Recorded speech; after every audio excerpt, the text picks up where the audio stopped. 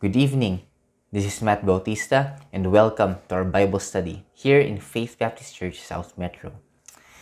Tonight we are on lesson 101 in our series, Journey Through His Story.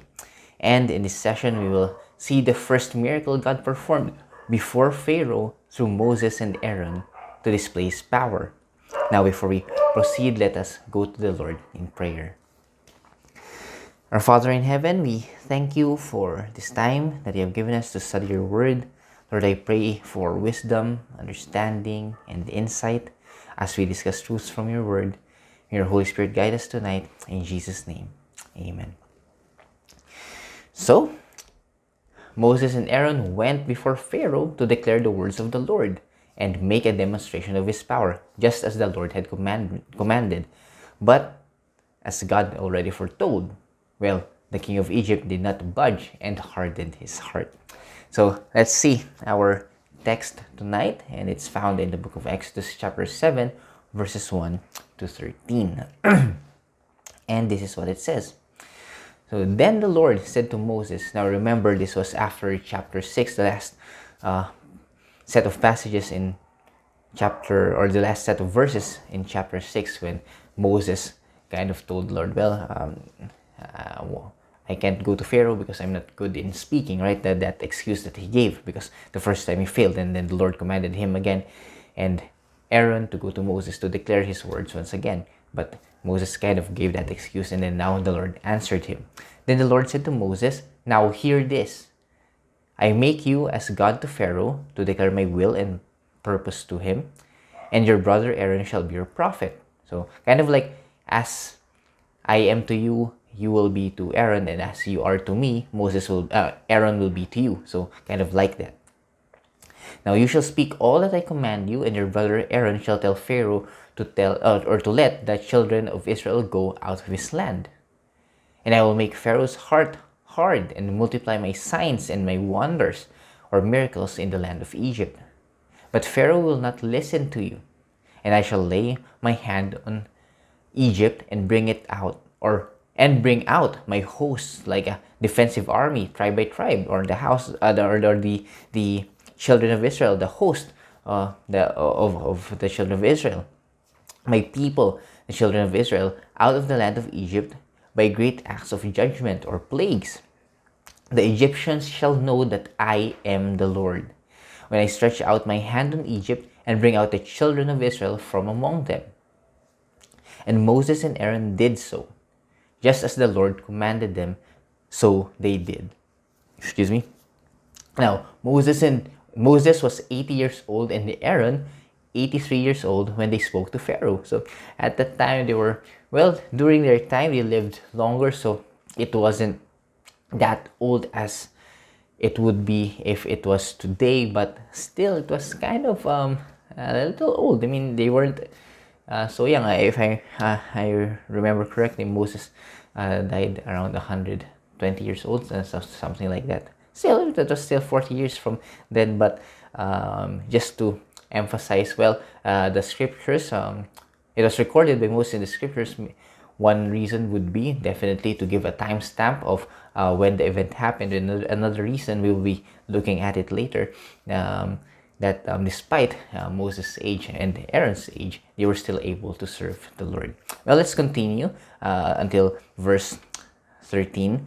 Now, verse 8. Now the Lord said to Moses and Aaron, when Pharaoh says to you, work a miracle to prove your authority, then you say to Aaron, take your staff and throw it down before Pharaoh, so that it may become a serpent. Now, I'm not sure if you were like me before when I was younger, and I just assumed that the staff or the rod that turned into a serpent was Moses. Moses was holding it, and he threw it on the ground, and it became a serpent. Because when God was talking with Moses, God told Moses to throw his own staff, right? But here, apparently, God commanded Moses to tell Aaron to throw his staff, and Aaron threw his staff and it became a serpent. Just a little trivia there. Take your staff and throw it down before Pharaoh, so that it may become a serpent. So Moses and Aaron came to Pharaoh and did just as the Lord had commanded. Aaron threw down his staff before Pharaoh and his servants, and it became a serpent.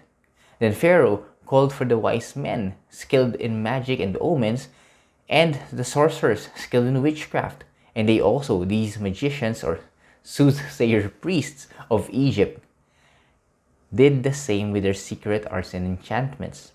For every man threw down his staff, and they turned into serpents. But Aaron's staff swallowed up their staffs. Yet Pharaoh's heart was hardened, and he would not listen to them, just as the Lord had said. Now let's see what we can learn from this passage that we have read tonight. So first, we saw God's response to Moses' reasoning. Again, Moses' reasoning, right? Well, Pharaoh did not listen to me, or the people did not listen to me, so how much more or then much less Pharaoh would not listen to me if the people did not listen to me. And it seems like my lack of skill in speaking with others is the reason why. Then God had to respond to him, as we have seen, as we have read in the passage. So God's response was, well, the Lord commanded. It's fascinating because he was reasoning, and it's as if God didn't really bother about his reasoning. It's like God didn't even honor it with a response, like saying, well, it's not like you can't, or it doesn't matter, just go ahead and do it. It's like he completely ignored it. And the Lord commanded Moses, and now this is what I'll do, right? This is despite what Moses had said. So in response, that's what the Lord had said. The Lord commanded Moses and Aaron to declare his will and purpose to Pharaoh. It's like Moses said, I'm not skilled at speaking, right? So Pharaoh would not listen to me. The Lord said, no, go to Pharaoh, declare my will. It's like, get over yourself. I'm not even gonna respond to what you're saying. I just want you to go there and do as I told you. Then God reiterated that Pharaoh will harden his heart and not give in, clarifying their expectations. So God already mentioned that to Moses. Remember, but when God first commissioned Moses, go to Pharaoh and tell my will, this is what's gonna happen, and this is what you should tell him. And if he did not, or if he refused, or if he did not want to comply, then I will harden his heart, right? Because he will not comply. And this is what you're going to say to him. This is what you're going to say to him. If he does not comply, then he will harden his heart. And I'm going to harden his heart also, because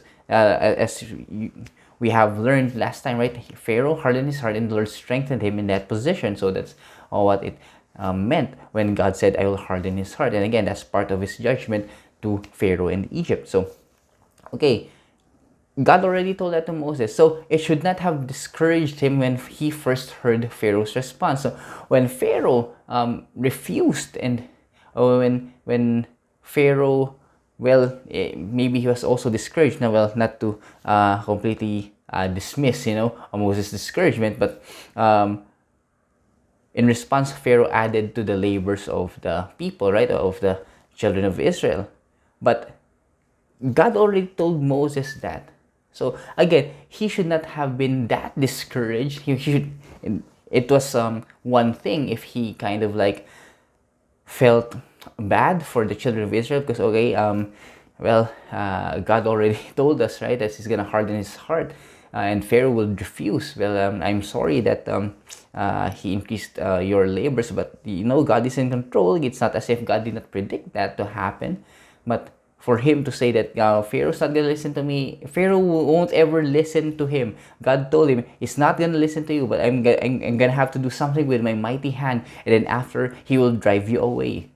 So God reiterated that that part of his commandment, and that part of his prophecy, if I may say, or that foretelling what's gonna happen. So he told Moses, well, you tell him this, but he's gonna harden his heart. He's not going to listen. He's going to refuse. And this is what I'll do when he does that.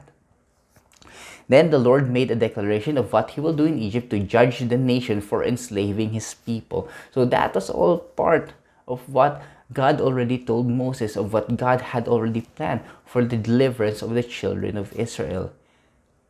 Tell Pharaoh this, tell Pharaoh that. He will refuse, he will harden his heart. I'm going to strengthen him in that position.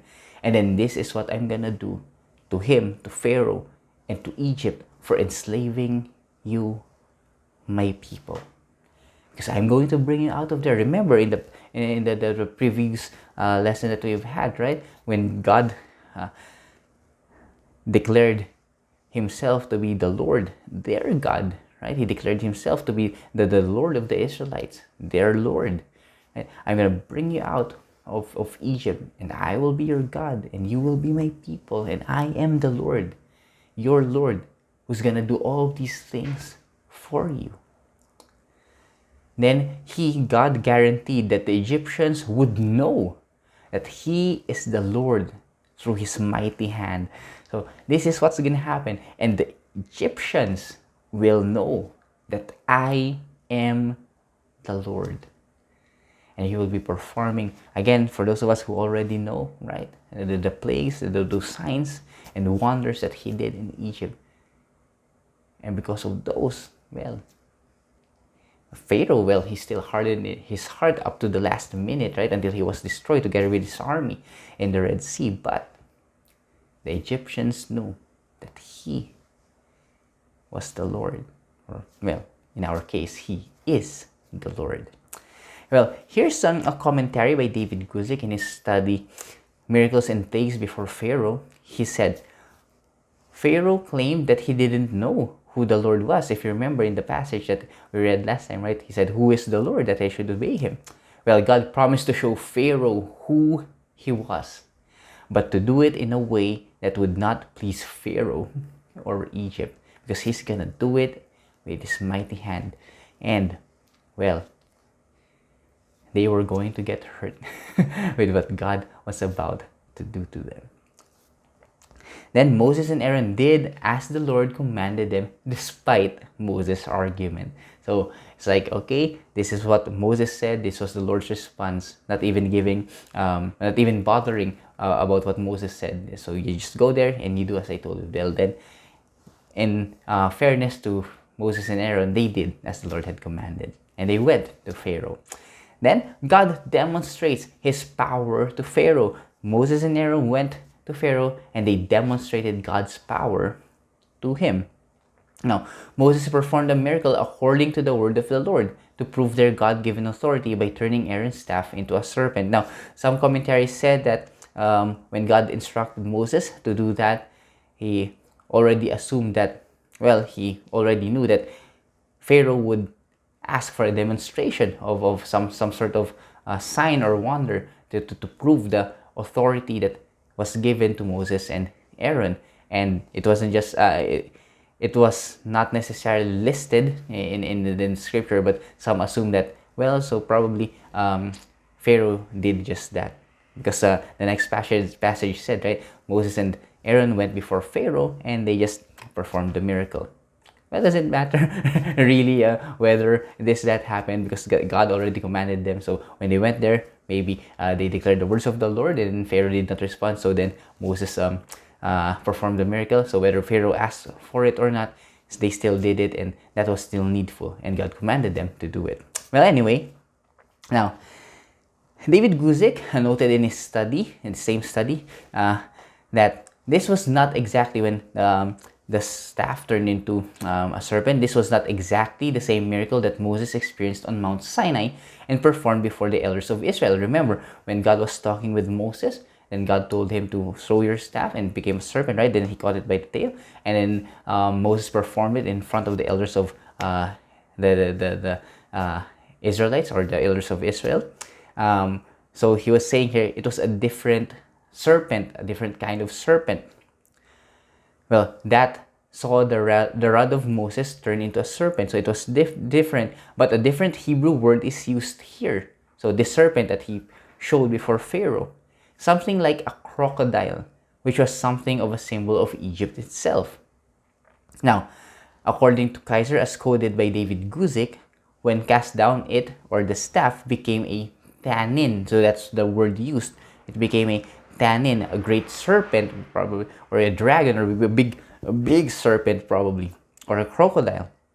So the connection of the name tannin with the symbol of Egypt is clear from Psalm 74:13 and Ezekiel 29 verse 3. So you may just read the passages in your own time. So meaning when God told Moses when they were speaking to throw the staff and became serpent, it turned into a different serpent, and that serpent was the same serpent that Moses displayed or showed to the elders of Israel. But here, when they went to Pharaoh, it was a different serpent, probably a larger kind of serpent.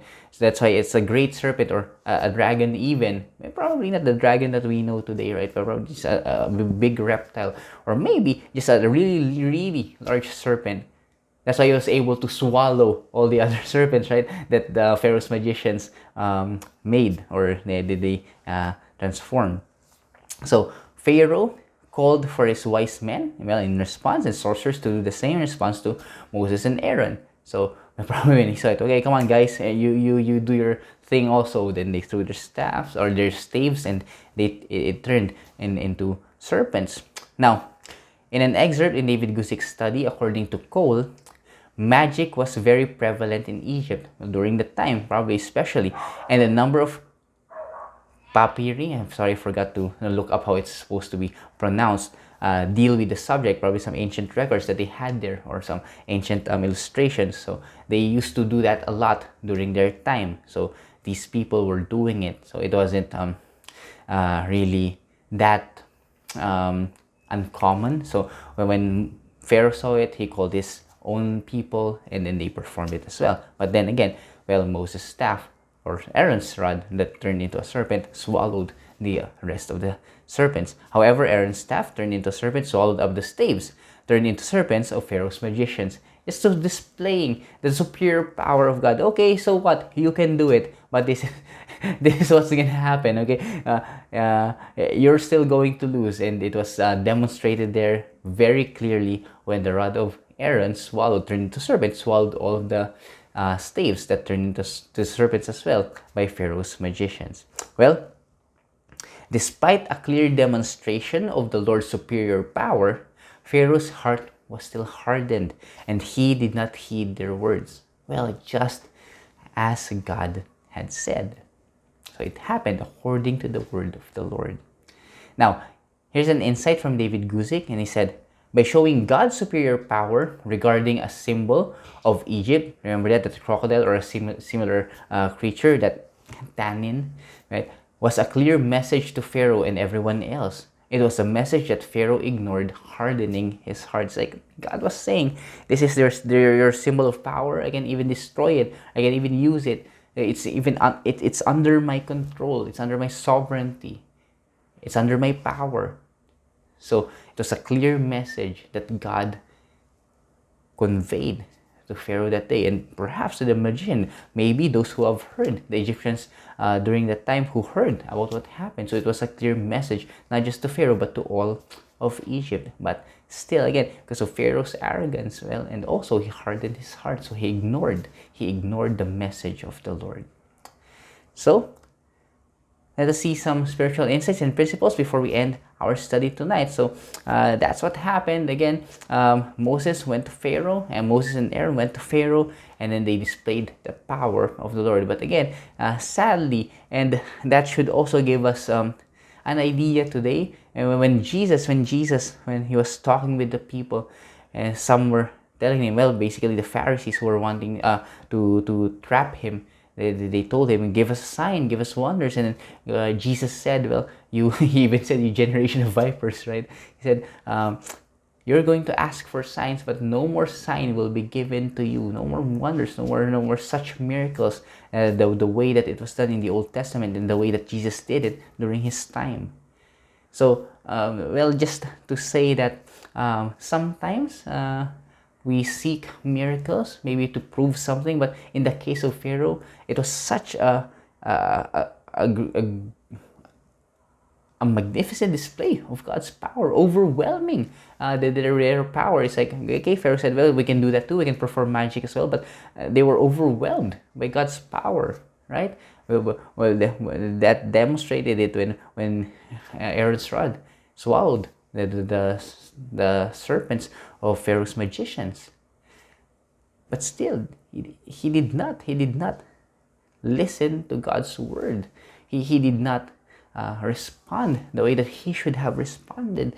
What I'm saying is that God uses miracles for his purpose.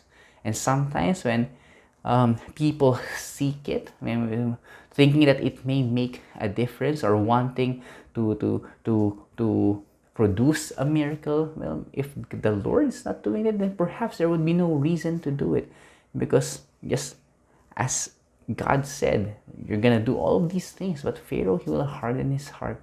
And it may be the same case, well, today. If the Lord is not performing it anymore, just as Jesus said, well, then probably it has no more meaning. And not to discount, right? Not to dismiss or disregard the, well, how should I say this? The personal miracles, if I may say, personal miracles that the Lord is doing in our lives individually, right? Sometimes when simple illustrations would be, we don't know where such provision for something would come, but somehow the Lord was able to give it to us, right? Or maybe we need really something to happen, and somehow it happens, right? And we cannot explain the timing, we cannot explain how things kind of just tied up together, but somehow they did, and we know that it was the hand of God, right? So those acts of sovereign will that the Lord is doing today, well, we may see them as personal miracles in our lives, and there's nothing wrong with that. But as far as such miracles, a grand display of God's power to just tell people, hey, this is the Lord, well, maybe the Lord really sees no purpose to do that today. Yeah, just as we have seen here and this was during many years ago, right? Thousands of years ago. So if it didn't work then probably all the more today. And also, right, we have a tendency today when we see something kind of magical, we think that it's already of the devil, right? And they did so even in Jesus' time. They accused Jesus, right? Hey, he has a devil in him because he was able to do all of these things, right? So again, God has a reason for withholding such miracles. And again, I'm not saying discounting, right? That the personal miracles are not the real. God still, he does that in our lives, but for us to hope in it, or for us to put our trust in them to make a difference where we are, well, let's just do our best and let the Lord work through us, and then we make a difference in that way. Anyway, I digressed, but let's go and proceed with our spiritual insights and principles before we end our study tonight. I apologize for talking too much, but I just maybe got carried away. And good insights from our study tonight. Well, in verse 7, it's interesting. Now Moses was 80 years old and Aaron 83 years old when they spoke to Pharaoh. So it was kind of like inserted there. And again, probably it's another timestamp to validate the time when the event happened. But now, besides this, here's in his commentary on Exodus 7, Robert Jameson stated, this advanced age was a pledge that they had not been readily betrayed, into a rash or hazardous enterprise, and that under it attendant infirmities they could not have carried through the work on which they were entering had they not been supported by divine hand. Meaning, they were old at this time, right? They weren't necessarily that old as compared to today, but they were not necessarily young as well. They weren't that young anymore. So they were this advanced in age during that time. So when they did as the Lord commanded, it wasn't just a rash or a hazardous decision. It was something that they thought about, and when they did it, they knew that God's hand was with them, guiding them, directing them, and empowering them to do the task. When they went to Pharaoh, right, to declare God's purpose and even to perform those miracles, it was God's guidance that enabled them to do it. So again, application for today, right? We don't have to be old to be used by God, right? We don't have to be so young to be used by God. the principle is that if the Lord calls you to do something, well, we can trust that He will empower you, and we can trust that He will be there to guide us and support us to do His will.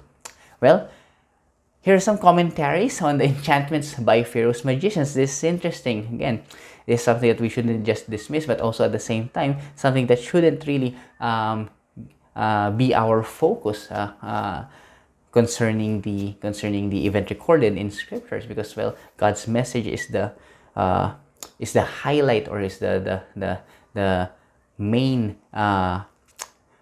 thing that we should be focusing on, the message of God, not necessarily these sidelines, while being true, right? But still, let us see some thoughts concerning those. Well, according to David Guzik, apparently those magics that were performed, or that particular magic that we have seen in the passage, apparently this wasn't mere magic. The enchantments of the Egyptian magicians were examples of dark, demonic power showing itself in what at least appeared to be miracles. So they did that too. So he stated further, miracles, or at least apparent miracles, are part of Satan's arsenal. Paul later wrote on this theme in 2 Thessalonians 2:9-10, the coming of the lawless one is according to the working of Satan, with all power, signs, and lying wonders, and with all unrighteous deception among those who perish, because they did not perceive the love of the truth, that they may be saved. So again, the Apostle Paul was saying that these are real, but those things were performed by Satan, through Satan's power, and most probably, the magicians of Pharaoh did it using the same power, those dark powers that the demons would use, right, to go against God. They used it to go against God. So now Chuck Smith explained in his verse-by-verse study on Exodus 6-10. This is what he had to say. There are powers of darkness that are able to counterfeit the work of God. Satan is a great counterfeiter. Just because a particular situation has sort of an aura of miraculous, so I can't understand it, does not ensure that that is actually a legitimate work of God. Satan is able to counterfeit much of God's work, and often does counterfeit much of God's work. He does that, and he does it often. Now, he clarified, though, despite that, now, because Satan is able to counterfeit the work of God, should we then just say, well, I want nothing to do with miracles because Satan can counterfeit miracles? Well, notice that the counterfeit never disproves the genuine, but only the opposite. You cannot have a counterfeit unless there is a genuine. That's a good point. It's got to be a counterfeit of something. It's a counterfeit of the genuine article. The counterfeit then never disproves the genuine, only affirms the genuine to exist. But for us to understand and to know what the genuine article is, or the genuine miracles that the God performed, well, we have to search His Word, because in His Word is recorded the events that took place in history with God and His people. And it includes the miracles He performed, the miracles that Satan is counterfeiting even today. So we have to learn the truth. And how do we know, right, if it's a legitimate miracle? Well, all the miracles that God performed, they had a purpose.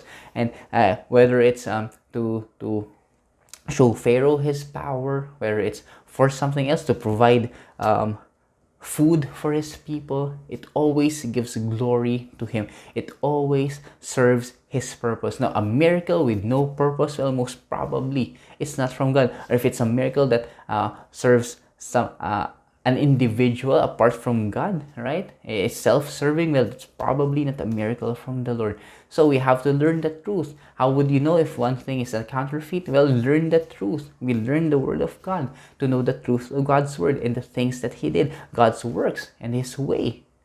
And how do we further validate? We have to understand purpose. Is it God's purpose? And again, where do we find God's purpose? We learn it by studying His Word. That's why we're going through all of these accounts in Scripture, learning His ways as He dealt with his people from the Old Testament as recorded. This is real history recorded by people who actually lived, who were in real places, who experienced real events in their lives. And God spoke to them, spoke to specific people, and recorded all these things to happen that we may learn the mind of Christ, the will of God, God's will and his way for us as he dealt with his people before. So, to conclude, people like Pharaoh may deny the existence of God and believe that they are not accountable to anyone but themselves. So that's the primary reason why people deny the existence of God, because they don't want to be accountable for their actions. They just want to do what they want to do and not be accountable for their actions. However, history shows that one way or another, sooner or later, the consequences of one's actions always turns up, whether they deny it or not, whether they accept it or not. Justice will always prevail, because that is God's nature. Justice will always prevail. Such is the order of things as established by the Almighty Creator and Sovereign Ruler of heaven and earth, God. And whether we accept it or not, that's what's gonna happen. Shall we pray? Father, thank you, because we can trust in you. We can trust in your character, your justice. We can trust in your power. We can trust that you are with us, and we don't need extravagant displays of your power, Father. We don't need miracles today, because we have your word that you have preserved to teach us about you, to teach us about your way, your purpose, and your will. And we have Christ. You have sent Christ to die on the cross, that we believe in him, and that the Holy Spirit would empower us and enable us to understand spiritual truths. We thank you for providing these things that are more precious than miracles. We thank you, Father, for the personal miracles that you do in our lives, showing us your presence, showing us that you are in control. Even when all things fail, you succeed. We thank you for all these things. But Father, help us to just focus on you despite amazing things that we might see in life. May we not be blinded or be too caught up with the miracles, with the provision, with the blessings, but instead turn our eyes more on the source, who is you. Thank you, Father, for your grace and your faithfulness, and all this we pray in Jesus' name. Amen. Thank you very much for your time, and may you join us again next time as we learn from God's Word.